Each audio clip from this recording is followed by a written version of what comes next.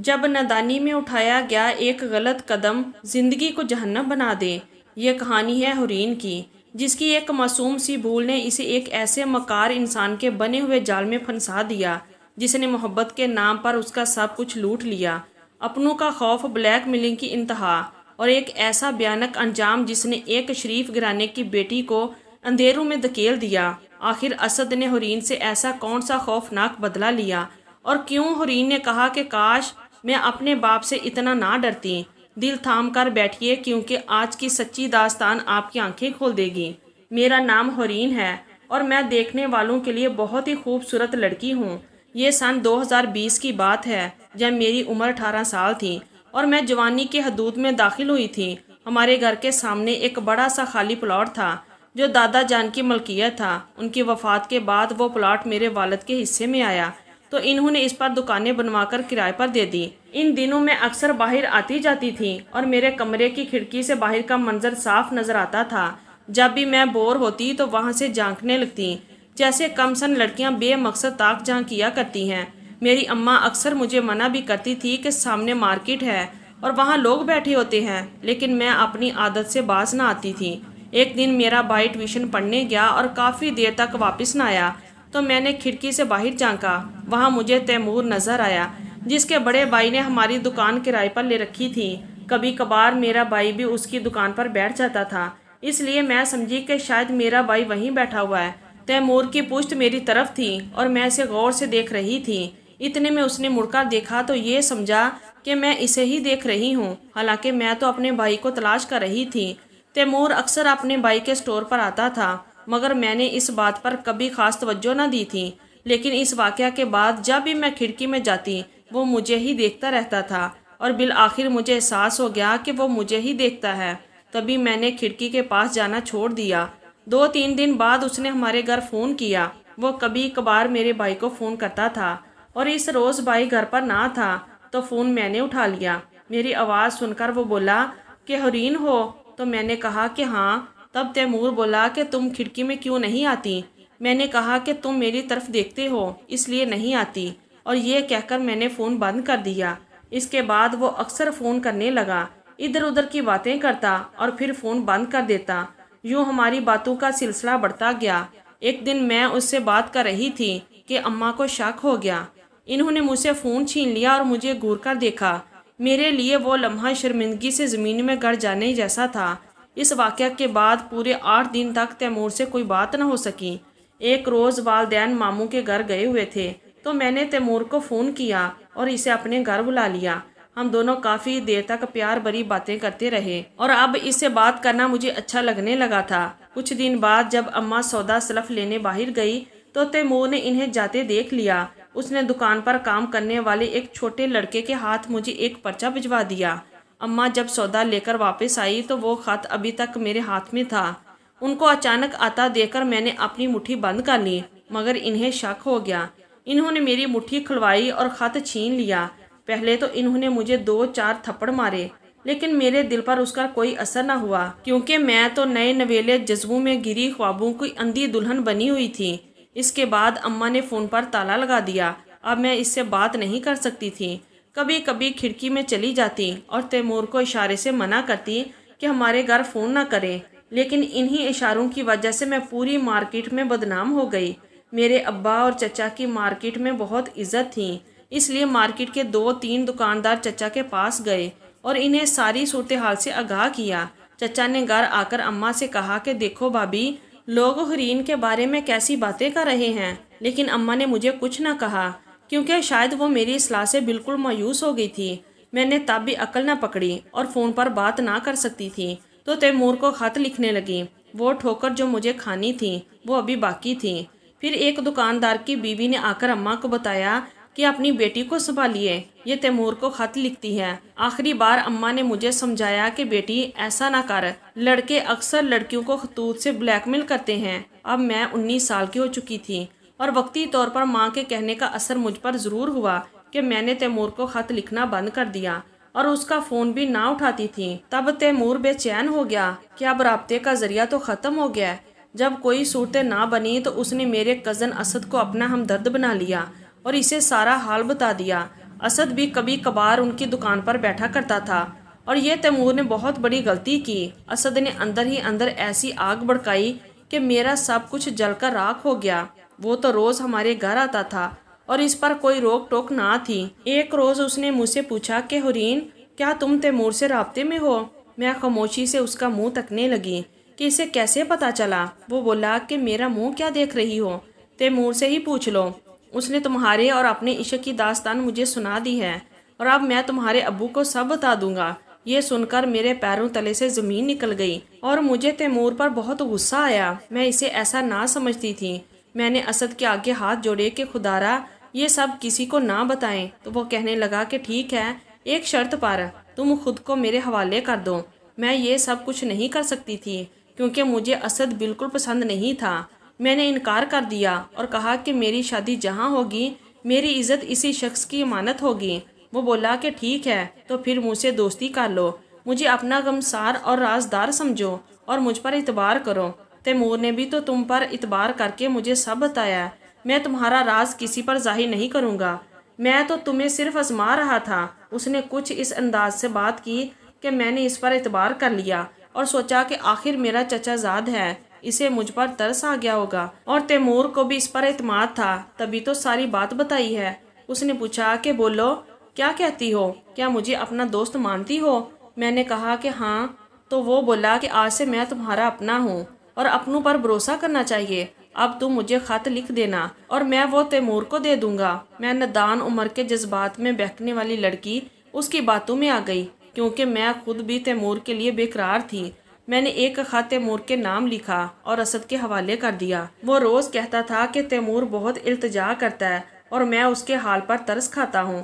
اب میں خط لکھ کر اسد کو دے دیتی، مگر وہ مجھے اس کا جواب لا کر نہ دیتا تھا۔ میں نے تیمور کو 3-4 خط لکھے اور جب کوئی جواب نہ ملا تو سوچا کہ آج آخری خط لکھتی ہوں، اگر اب بھی جواب نہ آیا تو پھر کبھی نہ لکھوں گی۔ میں خط لکھی رہی تھی کہ اماں کمرے میں آ گئی، تو میں نے جلدی سے خط میز کے دراز میں رکھ دیا، مگر اماں نے دیکھ لیا۔ انہوں نے دراز کھول کر خط نکال لیا اور وہ سمجھی کہ میں اب بھی تیمور کو محبت نامے لکھتی ہوں۔ وہ یہ نہ سمجھ سکی کہ یہ اسد کی کارستانی ہے اور میں خود اسد کے بارے میں انہیں کیسے بتاتی۔ اماں سارا دکھ اپنی جان پر لے لیتی تھی اور ابو کو کچھ نہ بتاتی تھی، کیونکہ وہ تو مجھے جان سے مار دینے کو آ جاتے۔ اس واقعہ کے بعد اماں نے مجھے خالہ کے گھر دوسرے شہر بھیج دیا تاکہ میں تیمور سے دور ہو جاؤں، حالانکہ میں پہلے ہی اسے دور ہو چکی تھی۔ اب تو اسد میری جان کو آ لگا تھا، جس کی نفسیات کا مجھے اندازہ نہ تھا۔ اسد صاحب خالہ کے گھر بھی پہنچ گئے، دوست بن کر میرا دکھ بانٹنے کے بہانے۔ میں نے فیصلہ کیا کہ اب نہ کبھی تیمور کو خط لکھوں گی اور نہ اسد کو دوں گی۔ پھر بھی اسد نے میرا پیچھا نہ چھوڑا۔ اس لحاظ سے تیمور بہتر انسان تھا کہ میں نے جب اسے رابطہ ختم کیا تو اس نے پھر کبھی مجھے تنگ نہیں کیا، مگر میرا یہ چچا زاد تو جال کا کانٹا بن چکا تھا اور مجھے معلوم نہ تھا کہ اسد ہار ماننے والا نہیں ہے۔ وہ اماں کے پاس گیا اور میرا رشتہ مانگ لیا، انہیں سچی جھوٹی باتیں بتائی اور کہنے لگا کہ حورین تیمور سے ملتی ہے اور یہ تباہ ہو جائے گی۔ میں ہر حال میں خاندان کی عزت بچانا چاہتا ہوں، ورنہ ایک نہ ایک دن اس کی بدنامی تایا جی کے کان میں پڑ جائے گی اور وہ آپ کا اور آپ کی اس نادان بیٹی کا حشر نشر کر دیں گے۔ لیکن بات ابھی میرے قابو میں ہے۔ ایسی ہی باتیں کر کے اس نے اماں کو ڈرا دھمکا کر ان کا دل پگھلا لیا اور انہوں نے میرا رشتہ دینے کی حامی بھر لی۔ حالانکہ پہلے جب چچا اسد کے لیے رشتہ مانگتے تھے تو سب سے زیادہ مخالفت میری اماں ہی کیا کرتی تھی۔ ابو اپنے اس بھتیجے کو روز اول سے پسند نہیں کرتے تھے اور وہ اس کی خصلت کو جانتے تھے کہ وہ میٹرک بھی پاس نہ کر سکا تھا، اوپر سے آوارہ لڑکوں میں اٹھتا بیٹھتا تھا اور جوا کھیلتا تھا۔ اتنی سی عمر میں سارے عیب اس میں موجود تھے۔ ماں نے دل پر پتھر کی سل رکھ لی اور کہتی تھی کہ حورین تو پیدا ہی نہ ہوئی ہوتی تو اچھا تھا، تو نے اگر تیمور سے عشق و محبت اور خط و کتابت کا چکر نہ چلایا ہوتا تو میں تیرے اس چچا کے سپوت کو منہ نہ لگاتی۔ میرے خط جو تیمور کے نام تھے وہ سب اسد کی مٹھی میں تھے اور وہ 1 منٹ میں ہماری عزت 2 کوڑی کی کر سکتا تھا۔ والد صاحب کو ایسی باتیں پتہ چلتی تو وہ مجھے جان سے مارنے سے دریغ نہیں کرتے اور اماں کو طلاق ہو سکتی تھی۔ ہم کس قدر بھیانک موڑ پر کھڑے تھے اور یہ زندگی مجھے کہاں لے آئی تھی۔ ماں کا حال مجھ سے دیکھا نہ جاتا تھا اور جی چاہتا تھا کہ کچھ کر لوں۔ اماں چچی کی خصلت بھی جانتی تھیں اور اب اپنی بیٹی اسی عورت کو سونپ رہی تھی۔ چچی ہر ایک سے کہتی تھی کہ کیا کروں، بیٹے سے مجبور ہوں جس کو حورین نے اپنی الفت کے جال میں پھنسا لیا، ورنہ میں تو کبھی اس کو بہو نہ بناتی۔ ادھر اسد میری اماں کو بار بار جتلاتا تھا کہ میں نے حورین سے شادی نہ کی تو اسے کون قبول کرے گا۔ تیمور نے تو ہر کسی دوست سے اس کا اور اپنا تعلق ظاہر کر دیا ہے اور یہ گلی میں بدنام ہو چکی ہے۔ کسی روز ضرور تایا جی کے کانوں میں یہ باتیں پڑیں گی، کیونکہ ساری مارکیٹ میں ہر ایک کے منہ پر اس کی داستان ہے۔ اماں اس کی نفسیاتی دباؤ میں آ گئی اور میں خود اسد کی باتیں سن سن کر کانپ جاتی تھی، لیکن ہم ماں بیٹیاں ابو سے اتنا ڈرتی تھی جیسے بکرا کسائی سے ڈرتا ہے۔ یہاں تو معاملہ ایسا تھا کہ ہمیں کنویں میں چھلانگ لگانا منظور تھا، مگر یہ منظور نہ تھا کہ کوئی میرے ہاتھ کے لکھے خط ابو کو دے دے، وہ میری جو درگت بناتے سو بناتے، تیمور کی گردن بھی دبوچ لیتے۔ بس یہی خوف تھا جس وجہ سے میری زندگی داؤ پر لگی، اور کاش میں اپنے باپ سے اتنا نہ ڈرتی۔ اگر وہ مار دیتے تو مر جانا قبول کر لیتی، لیکن اسد کی چال میں نہ آتی۔ ابو اپنے اس بتیجے سے نالاں تھے، مگر اماں نے زور ڈالا کہ اسد جیسا بھی ہے اپنا ہے۔ یوں وہ خاموش ہو گئے اور بولے کہ اللہ مالک ہے، اگر وہ سدھرے گا تو اسے کاروبار کروا دوں گا اور ایک دکان اس کے نام کر دوں گا، شاید میرے احسانات اور دباؤ میں آ کر سیدھے راستے پر آ جائے اور آوارہ لڑکوں کی صحبت چھوڑ دے۔ یوں انہوں نے مجھے اسد سے بیاہ دیا۔ گھر سے باہر کی دنیا میں بھی میرے والد کا روب تھا، صاحب حیثیت اور صاحب جائیداد تھے اور سارا محلہ ان کی عزت کرتا تھا۔ جدھر سے گزرتے سلام سلام کی آوازیں آتی۔ اماں ان کی اس عزت اور آبرو پر آنچ نہ آنے دینا چاہتی تھی اور میں بدبخت نہ سمجھ ان کی عزت پر بٹا لگانے پر تلی تھی۔ تبھی ماں نے میرے سدھرنے سے مایوس ہو کر مجھے عزت سے بہنے کا بیڑا اٹھا لیا اور میں دلہن بن کر اسد کے گھر آ گئی۔ لیکن یہ بات تو روزے روشن کی طرح عیاں تھی کہ ایک مرد کو جب پتہ ہو کہ اس کی بیوی شادی سے قبل کسی اور کو پسند کرتی تھی تو وہ کیسے بیوی کو سزا نہ دے گا، اور وہ بھی اسد جیسا بدماش اور لالچی انسان جس نے جائیداد کے لالچ میں مجھ سے شادی کر لی تھی اور دکان اور کاروبار کے لیے روپیہ بھی بٹور لیا تھا۔ جہیز بھی خیر سارا اس کے گھر ابو نے پہنچا دیا تھا۔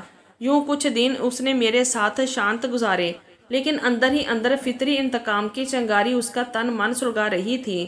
جیسے ہی ابو کا انتقال ہوا اس نے اپنے پنجے نکال لیے، گویا اسی دن کا انتظار تھا۔ اب مجھے ستانا شروع کر دیا، تانے اور تیمور کے نام سے اذیت بری باتیں کرنا اس کا روز کا رول بن گیا جس نے میری زندگی اجرن کر ڈالی۔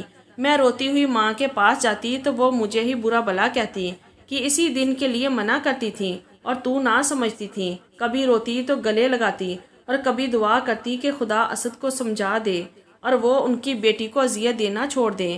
4 سال میں نے ایسے ہی گزار دیے اور اماں میرے غم میں گل گل کر ختم ہو گئی۔ چچا کا بہت سہارا تھا، مگر 2 سال بعد وہ بھی چل دیے۔ اب تو اسد کی بن آئی اور وہ گھر کا سربراہ تھا۔ اللہ نے مجھے ایک بیٹے اور بیٹی سے نوازا، مگر وہ بھی ایک کے بعد دیگرے فوت ہو گئے۔ خاندان میں شادیاں کرنے کے رواج کی وجہ سے ان میں کوئی وراثتی بیماری تھی کہ ان کا خون نہیں بنتا تھا۔ یوں میں نا خلف اور نا مراد ہی رہی۔ چچی کبھی مجھ سے ہمدردی کرتی اور دعا بھی دیتی، اسد کو سمجھاتی کہ اس کو مت ستایا کرو، بیوی ہے تیری، اذیت دینا چھوڑ دے، خدا ناراض ہوگا اور اس کے ساتھ اچھا سلوک رکھ۔ مگر وہ ساس تھی، کبھی مزاج بدل جاتی تو کہتی کہ اسد تم دوسری شادی کر لو، ہمیں اولاد چاہیے۔ اسد کی فطرت بد تھی، جانے وہ کس پر گیا تھا، ہمیشہ غلط لوگوں سے اس کی دوستیاں ہوتی تھی اور برے لوگوں کی صحبت اسے پسند آتی تھی۔ آخر کار اس نے بازار حسن کا راستہ دیکھ لیا تو رہی صحیح غیر توہمیت بھی جاتی رہی۔ دن رات وہ طوائفوں کے قدموں میں پڑا رہنے لگا۔ جب ساری دولت طوائفوں پر لٹا بیٹھا تو ان کو با اثر عیاش اور دولت مندوں تک پہنچا کر اس ذریعے سے روپیہ کمانے میں لگ گیا۔ یہ روپیہ کمانے کا آسان اور گھٹیا ترین راستہ تھا۔ ایک جواری دوست شیدہ بھی اس کے اہم رکاب پر ہو گیا تھا۔ میرا ایک ہی بھائی تھا جو والد کے کاروبار اور مارکیٹ کی آمدنی سنبھال رہا تھا۔ اسے ہم سے کوئی غرض نہ تھی۔ میں میکے چلی جاتی تو او بکت کر لیتا، مگر دکھ سکھ کے بارے میں نہیں پوچھتا تھا۔ ادھر اسد مجھے کہتا کہ تیرا بھائی اکیلے ہی باپ کی دولت اور وراثت سنبھالتا ہے، اسے مطالبہ کرو کہ تم کو آمدن کا آدھا حصہ دیا کرے۔ بھائی بلا کب یہ بات ماننے والا تھا۔ اسد کہتا کہ اس پر وراثت کا کیس کرو۔ میں تو پہلے سے ہی اس کی بلیک میلنگ کا شکار تھی، اب بھائی کی رہن سہن اور رشتہ داری سے بھی جاتی۔ اس بات پر راضی نہ ہوئی تو اسد پھر سے پاگل ہو گیا۔ اسے ہر حال میں پیسہ چاہیے تھا اور وہ عزت اور محنت والا کوئی کام نہیں کرنا چاہتا تھا۔ کیونکہ اس کا ٹھکانہ اب بازار حسن کا محلہ تھا اور وہ وہاں رہ کر انہی لوگوں میں رنگ گیا تھا، یہاں تک کہ وہ نہ جانے کہاں سے نئی نئی لڑکیاں گھر لاتا اور ان کے سودے بناتا۔ میں اس کو اس کام سے روکتی تو مجھ پر ہاتھ اٹھا دیتا تھا۔ ماں نے روکا تو ان کو بھی جھڑکنے اور دباؤ میں رکھنے لگا۔ چچی بیچاری بیمار تھی، بالآخر انہوں نے بھی اس دنیا کو الوداع کہہ دیا۔ ایک انہی کا دم تھا جن کے سہارے میں اس بے غیرت انسان کے گھر میں اپنی عزت سنبھالے پڑی تھی۔ یہ سہارا بھی نہ رہا تو میں نے جانا کہ میرے سر سے آسمان چلا گیا اور قدموں کے نیچے زمین بھی نہ رہی۔ نہ جانے کب سے اسد کے دل میں ایسی غلیظ خواہش پڑ رہی تھی کہ ماں کے مرتے ہی وہ مجھ کو بھی پیسوں کی خاطر مال بنانے کی سوچنے لگا۔ میں اس کی نیت سے لا علم تھی، لیکن ایک روز میں نے اسے اپنے دوست سے باتیں کرتے سن لیا۔ دونوں گھر کی بیٹھک میں بیٹھے تھے تو اسد کے دوست نے کہا کہ بہت دنوں سے لالو نے کوئی لڑکی لا کر نہیں تھمائی، آج کل بہت سوکھا چل رہا ہے۔ تو اسد نے کہا کہ تو میں کیا کروں، خود کوئی لڑکی اغوا کر کے لے آؤ، سوکھا چل رہا ہے تو رہے۔ شیدے نے کہا کہ تو کس لیے میرا پارٹنر بنا ہے، کسی محلے کی لڑکی کو پنسا لے۔ اسد نے کہا کہ محلے کی کیا تو نے مجھے مروانا ہے؟ شیدے نے کہا کہ تو اپنا گھر کنگال۔ پھر اسد نے کہا کہ میرے گھر کیا کر رہا ہے، میرا گھر کنگال ہے، کیا کنگالوں؟ تو شیدے نے کہا لیکن تیرے گھر میں تو دولت ہی دولت ہے، لیکن تجھے اندھے کو کچھ نظر نہیں آتا۔ اسد نے کہا کہاں ہے دولت؟ دولت ہوتی تو کیا ایسا سوکھا چلتا؟ جیب میں آج دھیلا نہیں ہے اور بوتل ادھار ملی ہے۔ تو شیدے نے کہا ارے تیرے گھر میں تو ایک دولت کی بوری ہے، اس کو تو نے کھولا ہی نہیں، نوٹوں سے گھر بھر جائے گا تیرا اگر اس کو کھول دے۔ تو اسد نے کہا کیا بکواس کر رہا ہے شیدے، ابھی جان سے مار دوں گا، دوبارہ ایسی بات نہ کرنا، وہ میری بیوی ہے، وفادار بیوی۔ وفادار بیوی؟ اس کا دوست زور سے ہنسا کہ وہی وفادار بیوی ہے جو تجھے شادی سے پہلے اپنے یار کو خط لکھا کرتی تھی۔ ارے تو نے ہی تو بتایا تھا مجھے اپنی بیوی کے یار کا قصہ، کیا بھول گیا ہے؟ اسد کو اپنے دوست کا تانا سن کر جیسے جھٹکا لگا اور وہ گمسم سا ہو گیا۔ دونوں کی باتیں سن کر میں خوفزدہ ہو گئی۔ اس کے بعد بیٹھک میں خاموشی چھا گئی اور وہ دونوں وہیں سو گئے، مگر مجھ کو ان باتوں سے ایسا خوف آیا کہ رات بھر سو نہ سکی۔ اگلے دن دوپہر کو یہ دونوں نہا دھو کر گھر سے نکل گئے اور میں نے اس گھر میں مزید نہ رہنے کی ٹھان لی۔ بھائی کے گھر گئی تو وہاں تالا لگا تھا۔ آس پڑوس سے پتہ چلا کہ وہ بیوی بچوں کے ساتھ بیرون ملک سیر کرنے گئے ہیں۔ واپس پلٹ رہی تھی کہ سامنے سے تیمور آتی دکھائی دیا۔ اپنی شادی کے بعد پہلی بار اسے دیکھا تھا، پہلی نظر میں تو پہچان ہی نہ سکی، مگر اس نے مجھے پہچان لیا اور کہنے لگا کہ کیسی ہو، خوش تو ہو؟ اس کا اتنا پوچھنا تھا کہ میری آنکھوں سے بل بل آنسو بہنے لگے۔ وہ بولا کہ روتی کیوں ہو، کوئی تکلیف ہو تو بتاؤ۔ تو میں نے کہا کہ ایک تکلیف ہو تو بتاؤں، میں تکلیف کے پہاڑ تلے کھڑی ہوں، کیا اب گلی میں کھڑے رہ کر تم کو اپنی رد و داد سناؤں؟ تو اس نے کہا اچھا تو یہ لو میرا نمبر اور جب مناسب سمجھو فون کر کے مجھ کو اپنی مشکل سے آگاہ کرنا، جو مدد ہو سکی میں ضرور کروں گا۔ شاید اسے بھی ارد گرد کے لوگوں کا احساس تھا، لہٰذا اپنا کارڈ دیتے ہی وہ آگے چلا گیا اور میں گھر واپس آ گئی۔ ابھی برقع اتار کر طے کیا ہی تھا کہ اسد آ گیا۔ اس نے مجھے برقع طے کرتے دیکھ کر پوچھا کہ کیا کہیں گئی تھی؟ میں نے کہا کہیں نہیں گئی تھی، تم سے بغیر پوچھے کبھی کہیں جاتی ہوں کیا؟ لیکن ایسا کہتے ہوئے میرے لب کپ کپائے اور منہ پر ہوائیاں اڑ رہی تھیں۔ وہ بانپ گیا کہ میں جھوٹ بول رہی ہوں۔ قریب آ کر اس نے برقع میرے ہاتھوں سے پرے پھینکا اور ہاتھ پکڑ لیے جو برف کی طرح ٹھنڈے تھے۔ میرا پرس وہاں سامنے پلنگ پر رکھا تھا۔ اس نے پرس اٹھا کر تلاشی لی اور پھر اسے پلنگ پر الٹا دیا۔ اس میں سے کچھ اور چیزوں کے ساتھ کارڈ بھی گرا۔ اس نے کارڈ اٹھا کر پڑھا تو وہ تیمور کا بزنس کارڈ تھا۔ تب وہ چلایا کہ تیرے یار سے تو میں بعد میں نپٹوں گا، پہلے تجھ سے نپٹ لوں۔ آج تک میں ہی سمجھتا رہا کہ شادی کے بعد سے تو میری وفادار ہے، لیکن سچ بتا تیرا یار یہاں آیا تھا یا تو اسے ملنے گئی تھی؟ یہ کارڈ تیرے پرس میں کہاں سے آ گیا؟ میں اسے کیا بتاتی؟ خوف سے میری ٹانگیں کانپ رہی تھیں۔ اس نے میرے سامنے کارڈ جلا کر راکھ کر دیا اور یہ کہہ کر گھر سے چلا گیا کہ تجھ کو مارنا بیکار ہے، تو سدھرے گی نہیں، میں تیرا کوئی اچھا بندوبست کرتا ہوں۔ وہ چلا گیا اور میں سوچ میں پڑ گئی کہ اس کو تو غصے میں آپے سے باہر ہو جانا چاہیے تھا، مجھے مارنا پیٹنا چاہیے تھا، طرح طرح کے سوالات کرتا، لیکن وہ کھڑے کھڑے چلا گیا جیسے کوئی بہت زیادہ ضروری بات یاد آ گئی ہو۔ مغرب کے وقت وہ اپنے دوست کے ساتھ لوٹا تو ایک اور آدمی بھی ہمراہ تھا۔ وہ ان دونوں کو میرے کمرے میں لے آیا اور بولا کہ میں نے تو اس کو طلاق دے دی، تم دونوں طلاق کے گواہ رہنا، لیکن اس بیچاری کا کوئی اور ہے نہیں، بھائی اس کا تو جائیداد کے بٹورے کے ڈر سے اسے چھپتا پھرتا ہے، سو اب یہ جائے گی کہاں؟ اس کا کوئی بندوبست تو کرنا ہوگا ورنہ یہ بھوک سے مر جائے گی یا گلیوں میں بھیک مانگتی گھومے گی۔ کچھ بھی ہو رہی تو ہے کبھی اپنی عزت۔ اب بتاؤ کہ اس تصویر کے بارے میں کیا خیال ہے؟ میں واقعی اس وقت حواس باختہ دم بخود ایک تصویر کی طرح کھڑی تھی۔ دوسرے آدمی نے کہا کہ سارے رنگ پورے ہیں، شکار تصویر ہے، اس کے تو بہت اونچے دام لگیں گے۔ تو اسد نے کہا ایجنٹ یار تم اسے لے جاؤ، میں اپنے ہاتھوں سے نہیں دھکا دے سکتا، اگر چون چراں کرے تو میری طرف سے اجازت ہے اس کے بال نکالنے کی۔ میں رونے لگی کہ اسد ہوش میں تو ہو، یہ کیا کہہ رہے ہو؟ تو جواب ملا کہ ہوش میں نہیں ہوں، تبھی تو کہہ رہا ہوں۔ میں نے کہا کیا تم کو اپنے گھر کی عزت کا بھی پاس نہیں؟ میں تمہاری بیوی ہوں۔ تو جواب ملا میں تم کو طلاق دیتا ہوں، تم میری بیوی نہیں ہو، اور اب گھر کی عزت کیسی جب بیوی ہی نہیں رہی؟ میں نے کہا کہ کیا تم کو غیرت نہیں ہے؟ میں پھر بھی فریاد کرنا تھی۔ تو اسد نے کہا غیرت ہوتی تو تجھ سے شادی کرتا، تیمور کی پامال کردہ لڑکی سے۔ یہ سن کر میری آنکھوں کے سامنے اندھیرا آ گیا۔